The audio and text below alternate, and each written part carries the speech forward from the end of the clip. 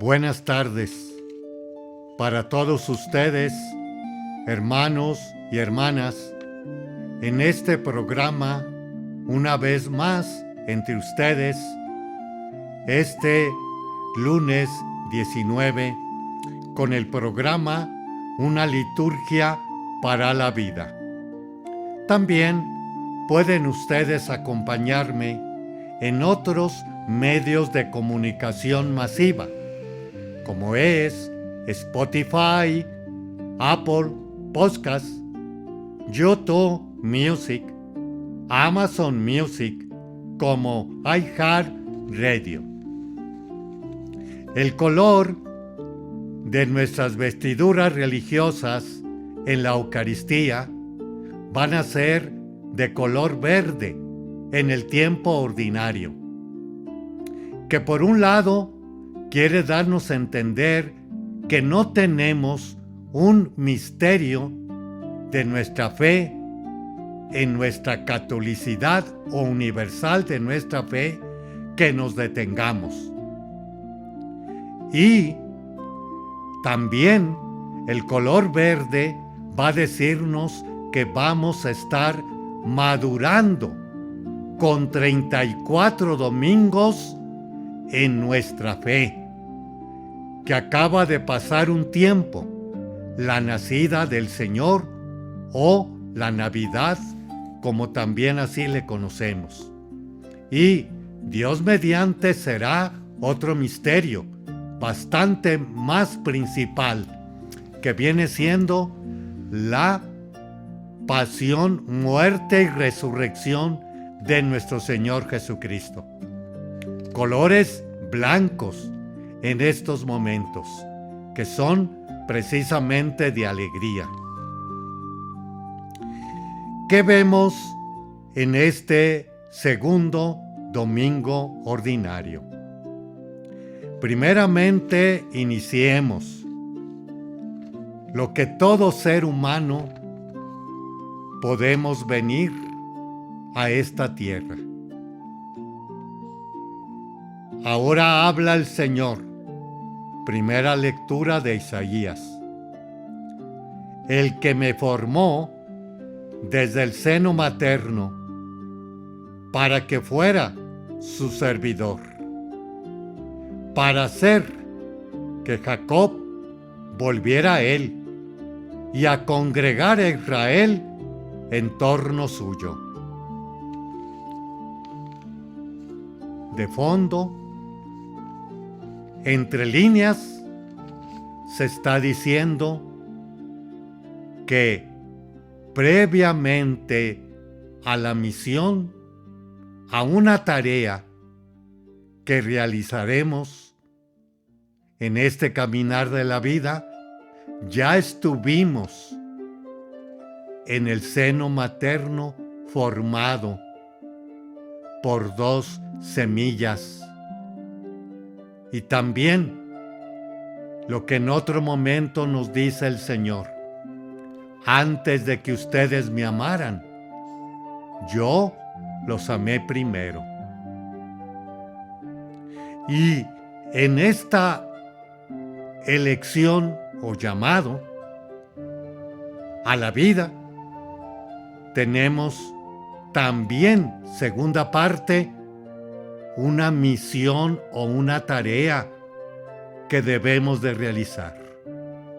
Y que esta tarea ya se está perfilando específicamente en Jesús, como veíamos anteriormente. Por un lado, para congregar al pueblo de Israel en torno suyo. Primera tarea, o una de las tareas principales que va a ser que estamos precisamente dispersos, o de nuevo, el gran anhelo y sueño de Dios es: seamos un solo pueblo. Lo vamos a oír frecuentemente, bajo un solo pastor. O también que nos va a decir el libro de los Hechos de los Apóstoles en la Pascua. Eran un solo Señor, un solo bautismo, una sola fe. Es lo que se quiere. Ahora, también Pablo está haciéndose responsable de esta tarea. Y dice a los corintios, el puerto de Corinto, que viene siendo, en pocas palabras, el entender de aquellos tiempos, era el habitante más desprestigiado de aquel entonces, a tal grado que era por un lado degenerado y por otro lado la clásica prostituta o sexoservidora. Así había el run run de aquellos primeros siglos de la historia. Y a estos se les va a dar el Evangelio. Volvamos a Isaías, que precisamente está diciendo: te voy a convertir en luz de las naciones, y esta luz para que mi salvación llegue a los últimos rincones de la tierra. Ya van dos tareas que se está perfilando en Jesucristo. Y también toma la estafeta después de Jesús Pablo, apóstol de los gentiles. Y está diciéndonos: yo, Pablo, apóstol de Jesucristo, por voluntad de Dios, y Sóstenes, mi colaborador, saludamos a la comunidad cristiana que está en Corinto. Y se siente orgulloso. Dios santificó en Cristo a ustedes y son su pueblo santo. Y también les aclara que les deseo la gracia y la paz de parte de Dios nuestro Padre y de Jesucristo el Señor.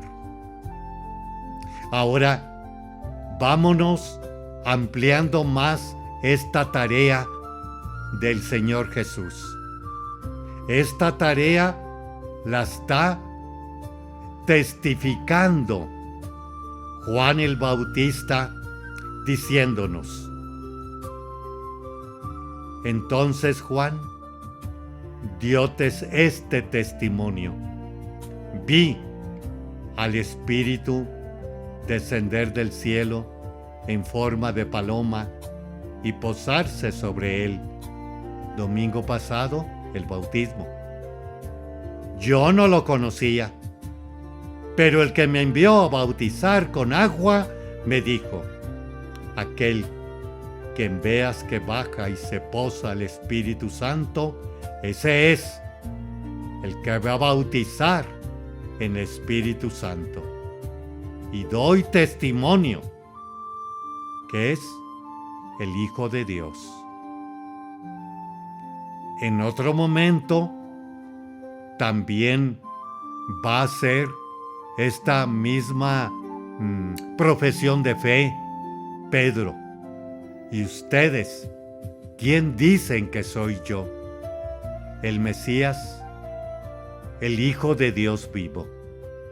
O también acaba de pasar la festividad de Nuestra Señora de Guadalupe, y también da sus cartas a San Juan Diego.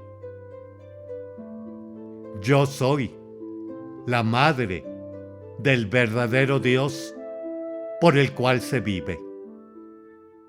Haremos un espacio y regresamos en unos momentos. Le esperamos.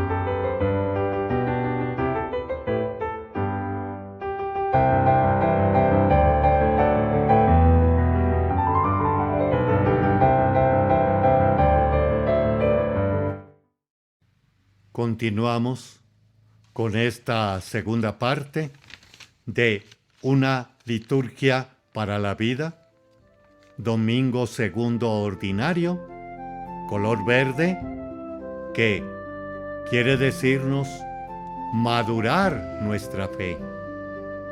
Y ahora nos está poniendo las escrituras y la palabra del Señor, que toda criatura en el caminar de esta vida, imagen de Dios, el ser humano, semejanza e imagen de Dios, somos conformados desde el seno materno con una misión, tarea, responsabilidad o profesión, o también con un carisma o cualidad también que Dios nos ha regalado, sea en la cuestión escritor, músico, médico, también podríamos decir dentista, etc. Todos tenemos una misión y tarea.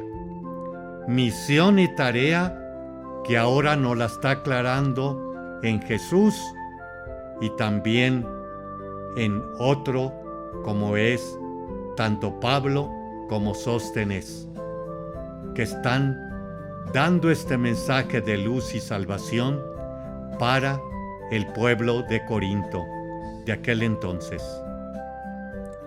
Y veíamos que Juan Bautista, en el Evangelio de esta semana, del domingo, nos está precisamente aclarando que, por un lado, que Él bautizará en el Espíritu Santo. Y también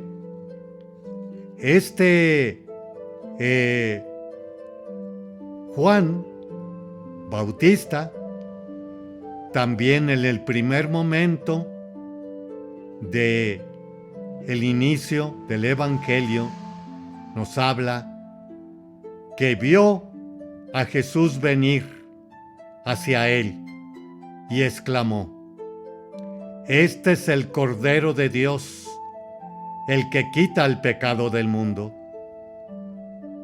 Este es aquel quien yo he dicho, el que viene después de mí tiene precedencia sobre mí, porque ya existía antes que yo. Yo no lo conocía, pero he venido a bautizar con agua, para que Él se ha dado a conocer a Israel". Otra característica de Jesús: bautizarlo para dar a conocerlo a Israel, pero ante todo, el Cordero de Dios. ¿Y qué es el Cordero en el pensamiento judío e israelita? Primeramente, es el que año con año deberían de realizarlo en la cena pascual. Por otro lado, aquel que servía para expiación,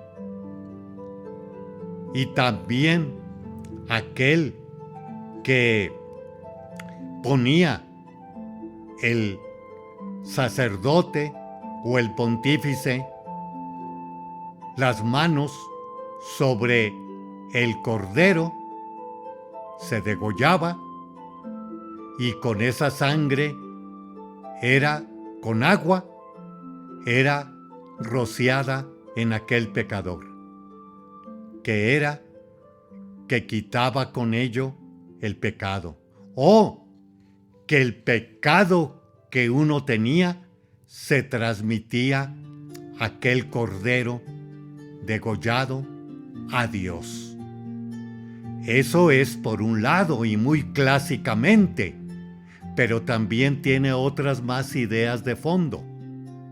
Cordero, aquel que era humilde y sencillo. Veamos en los animales actualmente. Cordero, sí, que va a ser sacrificado, como lo vemos el Viernes Santo, y que glorificado, allá se ve en Apocalipsis el Cordero degollado, pero de pie. O también, recién resucitado el Señor, se presenta ante el pueblo.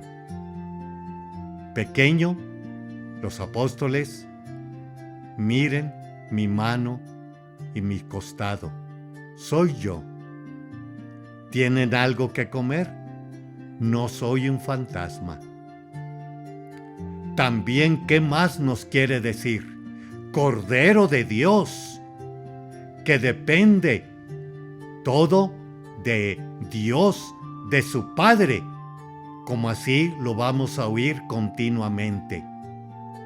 No es un cordero solo o un siervo, también podríamos decir con lo que dice la primera lectura, sino que siempre el Señor va a estar sujeto a su Padre. Y es por eso que dice de nuevo el Bautista: yo no lo conocía, pero el que me mandó a bautizar tiene. Él me ha dado a conocerlo a Israel. ¿Y qué nos quiere decir con ello? El Mesías esperado, el ungido.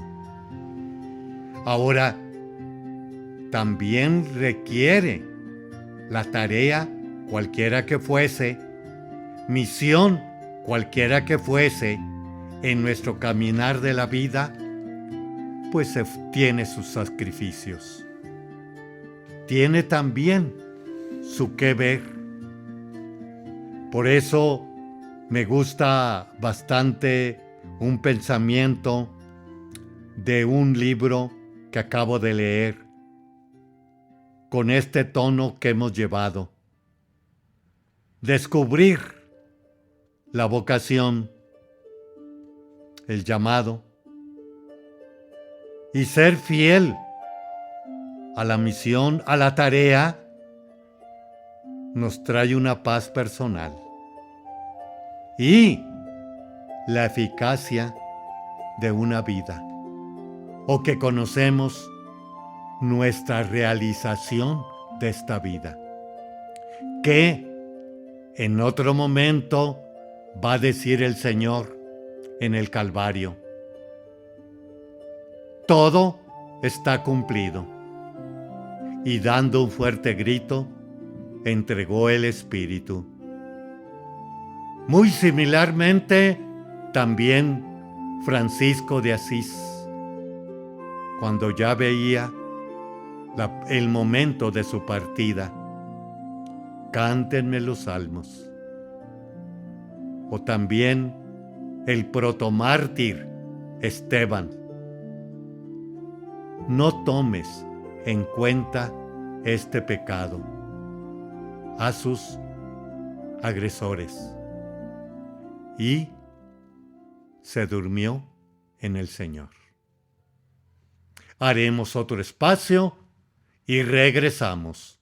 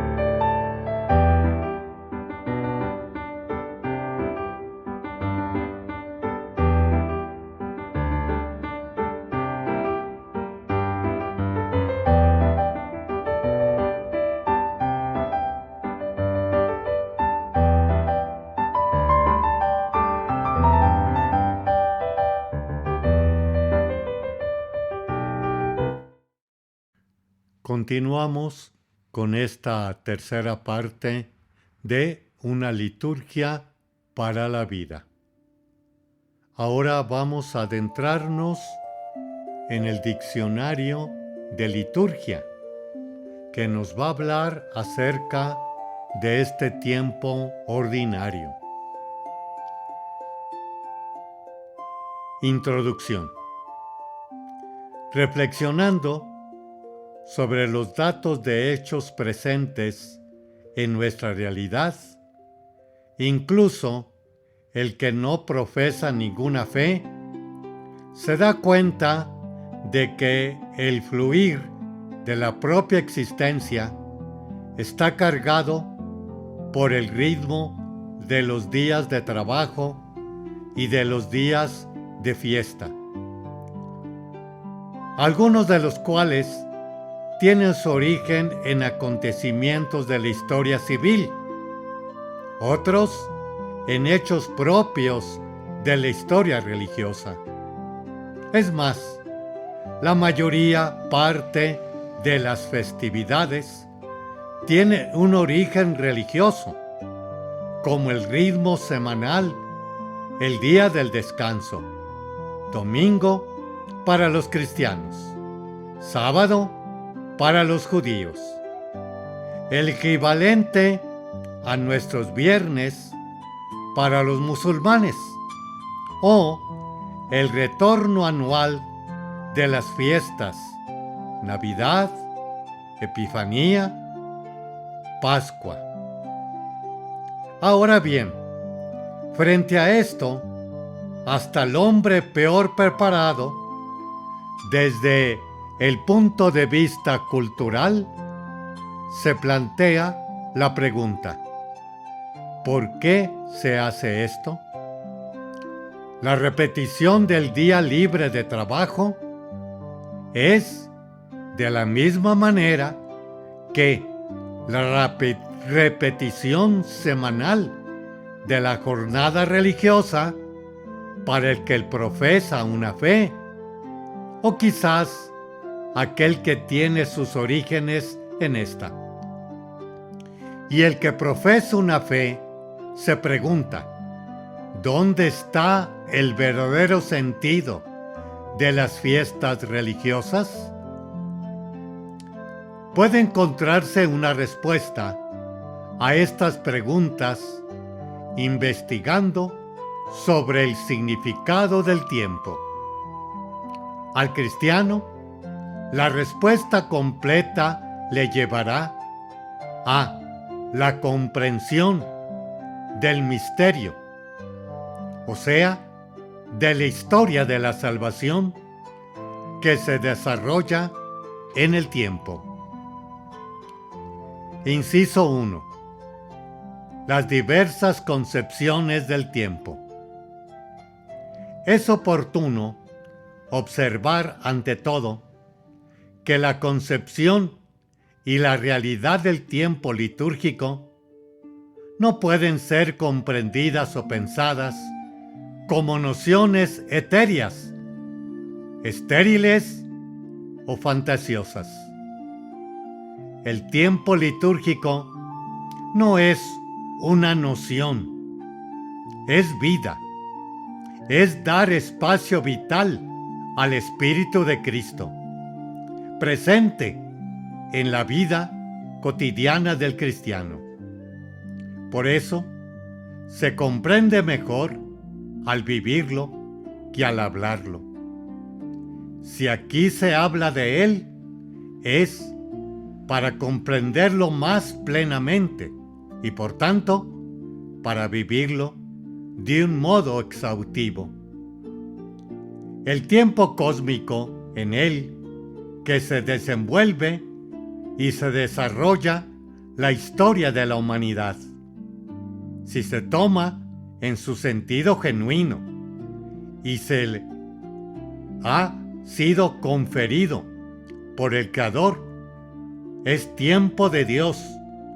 Como Dios son el espacio y todos los seres.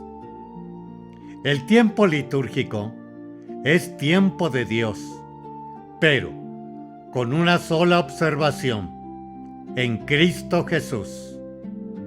Solamente en Cristo es como se vive el hombre, dado que Él, el Señor, es la estructura y orientación interior de la misma historia, puesto claramente de manera en esta perspectiva que es la cristiana. Ya están pues las bases no solamente para el diálogo con otras concepciones del tiempo, al menos parciales, por no decir erróneas, sino también para su superación. Inciso A. 1A. Interpretaciones profanas. Usamos ahora el adjetivo de profano en un sentido etimológico, fuera del fanún, es decir, fuera de lo sagrado. Entendido por sagrado, solo lo auténticamente sagrado, y no lo sagrado que es preciso desacralizar para hacerlo más auténtico. Son interpretaciones profanas y por tanto con algunas incrustaciones de lo mágico, opresivo, esclavizante, subyugante. Las interpretaciones del tiempo propias de las religiones, creadas por el pensamiento y la imaginación de los hombres. Retorno mítico del tiempo. En las antiguas religiones paganas, ilusiones de un nirvana etéreo y sublimador de la fuerza del hombre. Muchos pueblos primitivos o culturas que hunden sus raíces en un pasado glorioso, pero ya pretérito. En general, estas concepciones religiosas, aunque pseudo-cristianas, pseudo-sagradas, con la categoría del tiempo, potencian lo tremendo, lo sobrehumano, lo inferrable, y dejan al hombre en la espera atónita de algo que lo aplasta o que momentáneamente le ayuda a trascender un presente insoportable en nombre de una esperanza humana que solo tiene el nombre de común con la cristiana. Del mismo modo, resulta erróneo las concepciones del tiempo, la llamada civilización técnica. Esta ha creado un nuevo ritmo para la vida humana, la racionalizada y la colectiva, la enmarcada primero en planes trienales o quinquenales y después en balances económicos, en cifras de productividad y de consumo. Acelera el tiempo de modo desconsiderado y con la ilusión de liberar al hombre, en realidad lo hace más esclavo de las mismas estructuras que en ella se desarrolla. Cambia o suprime sin tener en cuenta a la persona humana, sino es en cuanto sirve para la realización de los planes preestablecidos. Esta concepción de tiempo, propia de una mentalidad capitalista, se acentúa en cuanto a su negatividad en la mentalidad marxista.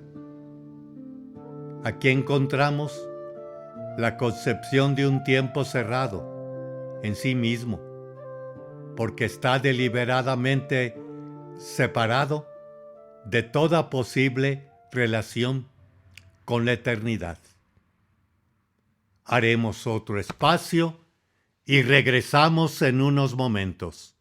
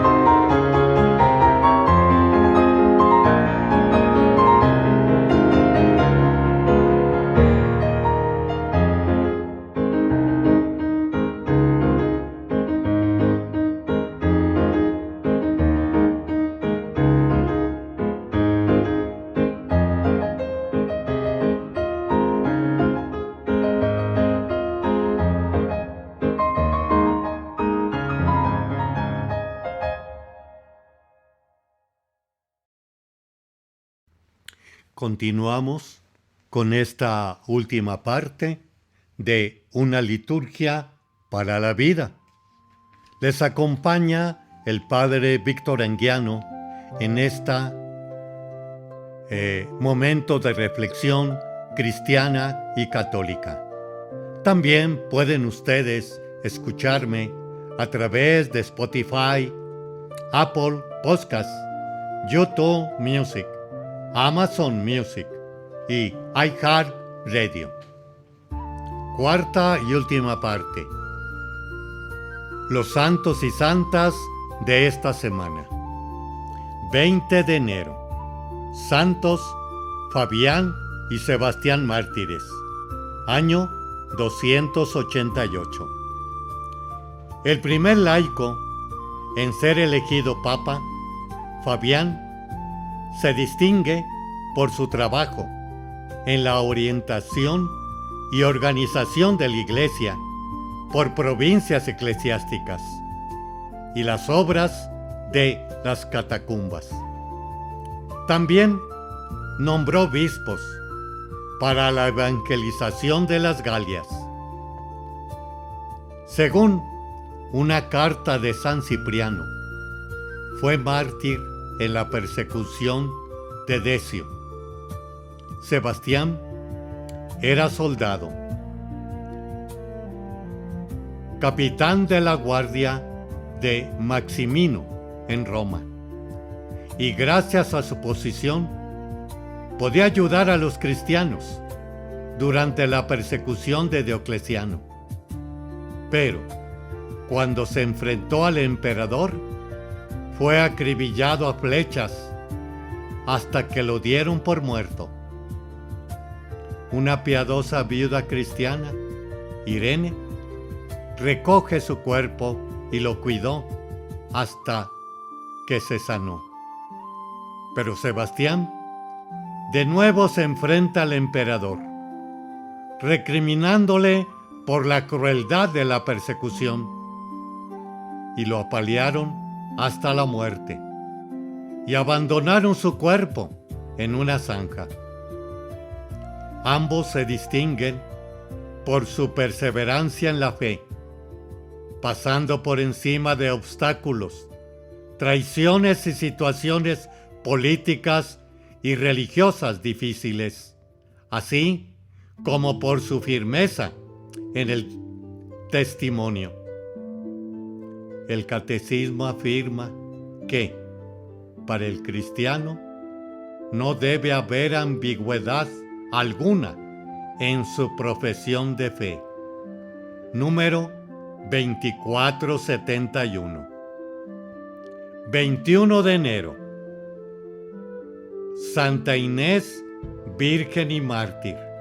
Año 304.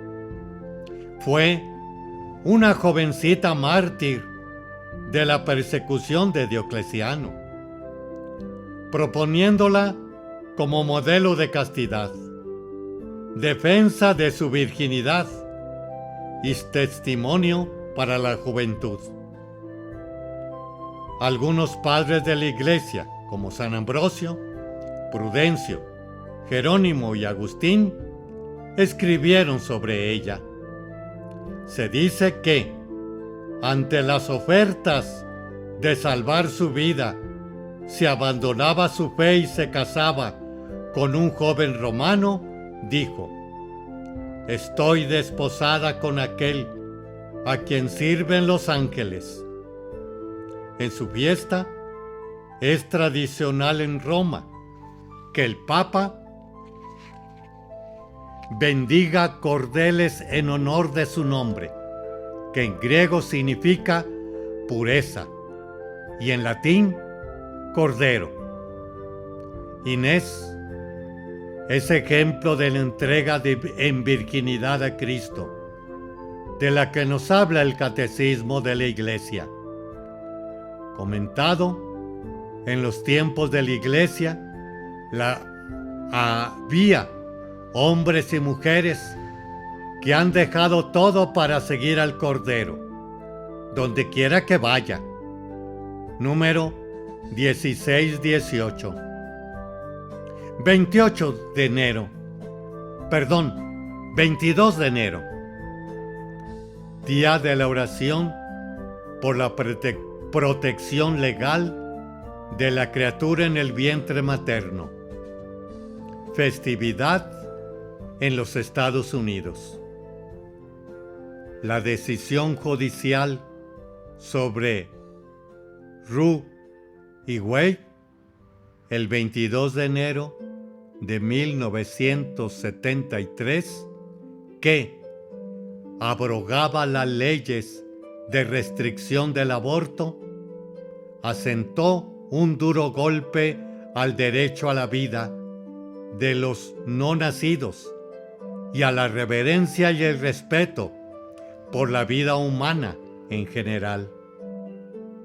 En las décadas siguientes se han dado nuevas disposiciones que han perjudicado aún más esos derechos, incluyendo amenazas a la libertad de conciencia de trabajadores de los hospitales y clínicas.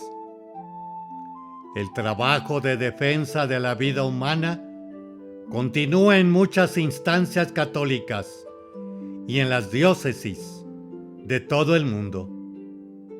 Se ha dedicado este día a la oración especial por la protección legal de la vida de los no nacidos. Parte esencial y central de la doctrina de la Iglesia es el respeto por la santidad y la dignidad de la vida humana, creada a imagen y semejanza de Dios. Cuando se pierde el respeto por ese santuario que es el vientre materno, todo aspecto de la vida humana pierde sentido. 23 de enero, San Vicente, diácono y mártir, 304. Fue uno de los primeros diáconos en Valencia, España, y fue martirizado durante la persecución de Diocleciano. Según antiguos testimonios, sufrió terribles torturas y murió junto con su obispo.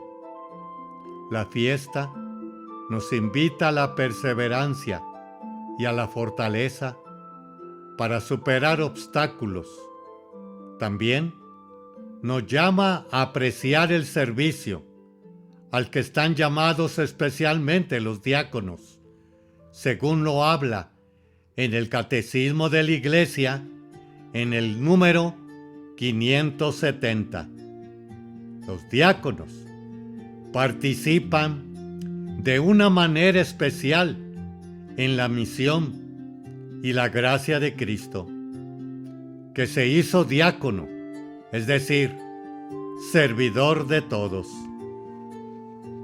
Gracias, hermanos y hermanas, por dejarnos entrar una vez más a su corazón y a su casa con estas líneas más de nuestra fe cristiana y católica.